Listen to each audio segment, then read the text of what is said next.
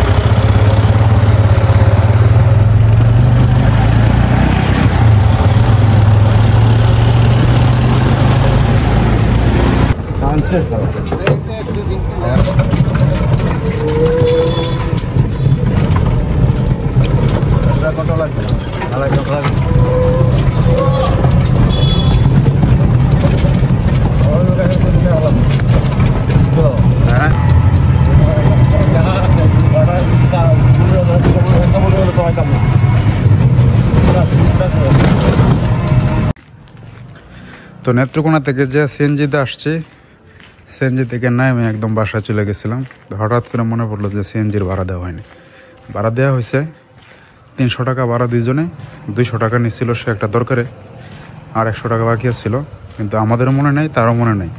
একদম আমরা আমাদের বাসার সামনে এসে পড়ছি।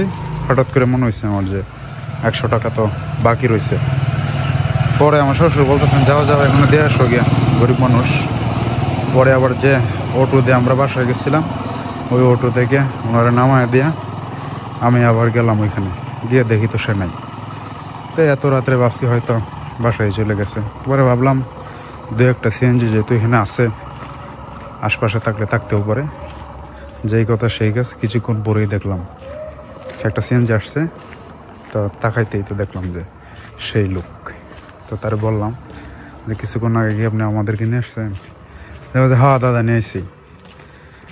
তা সে খুব খুশি হইলো। সবাই খুশি হওয়ারই কথা, কারণ দুজনে 300 টাকা ভাড়ার মধ্যে 100 টাকাই তার নাই। তো সে পরে বলছিল যে আমার বাসায় দিয়ে যাবে, কিন্তু আমি আর আসি নাই তার গাড়ি দিয়ে, কারণ অত তারে আর কষ্ট দিয়ে লাভ নাই। সে এখন বাসায় যাবে, রাত্র হয়ে গেছে, আরও প্রায় 5 কিলোমিটার দূরে হচ্ছে তার বাসা। পরে আমি এখন হাইটে বাসা যেতেছি, অটো পাই নাই। এখন বাজে রাত 12টা প্রায়। যাই হোক, ভালো লাগতেছে ওনার টাকাটা দিয়া। না দিলে হয়তো খারাপ লাগতো, আর তারও হয়তো খারাপ লাগতো, কারণ সে এত রাত্রে ভাড়াটা নিয়ে আসছে, এত কষ্ট করে লোকগুলো মিলাইছে। 5 জন লোক মিলাইতে তারপরে 40 মিনিট সময় লাগছে। আমরা 40 মিনিট দাঁড়াইছিলাম এখানে। সে অবশ্য বলছে যদি আমি লোক নাও পাই তারপরেও আপনাদের 2 জনকে আমি নিয়ে যাব। তো এই কথাটা আমার মাথার মধ্যে কাজ করছিল যে সে 2 জনরে নিয়ে আসলে এখন যদি তার টাকাটা ফেরত না দেই, অন্তপক্ষে যাওয়া উচিত, তাকে পাই আর না পাই। যাক, ভালো লাগতেছে তার টাকাটা দিয়ে। এখন বাসায় যাই, অনেক রাত্র হয়ে গেছে। খোলো গেটটা।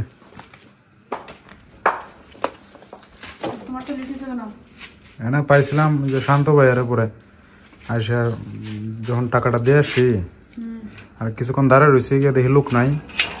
ভাবছি হয়তো চলে গেছে গা।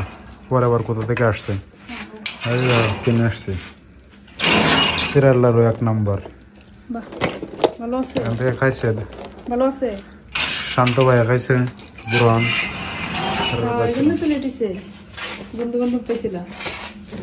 তারাও না না, এটা নিয়েছি তাদের কাছ থেকে। পলিথিনে রাখলে তো নষ্ট হয়ে যাবে না।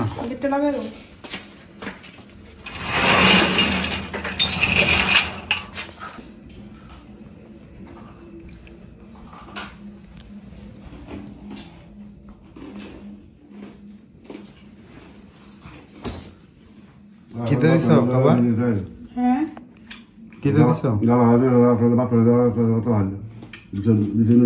এদিকে আগের মাছ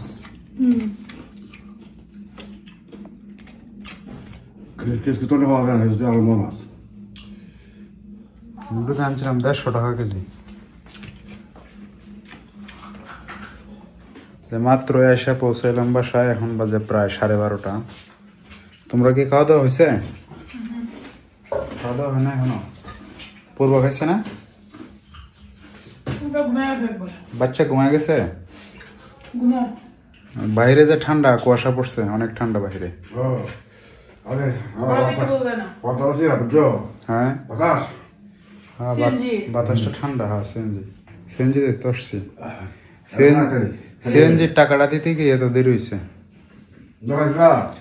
পাইছি এখানে গিয়ে দেখি নাই উপরে সে গেছিল যে ডেনপার গেছিল গা ওরা আমি দাঁড়াইছি কিছুক্ষণ পরে আচ্ছা ওরা আমার বাসার দিয়ে যেতে চাইছিল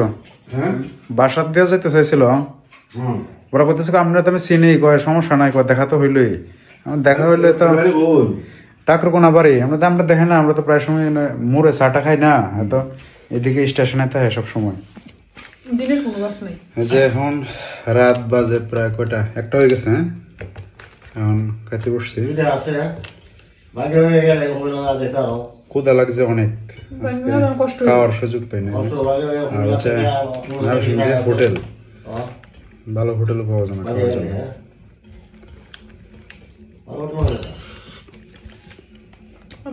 কষ্ট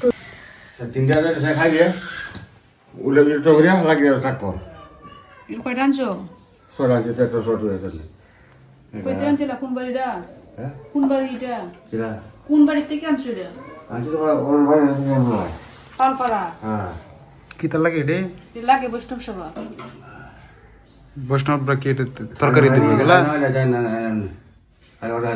বাজার বুধবার হলকে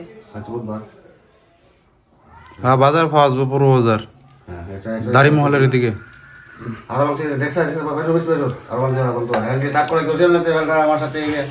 এনাতে এখন চেক করে লাভ নাই বাড়িতে নিয়ে আমার যে কটা শর্ট আছে পুরো বাজার থেকে নিলে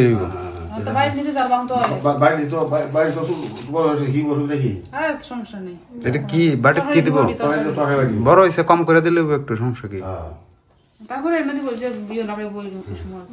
310 টাকা দিয়ে 10 টাকা দিয়ে আচ্ছা সামনে যাই ভাই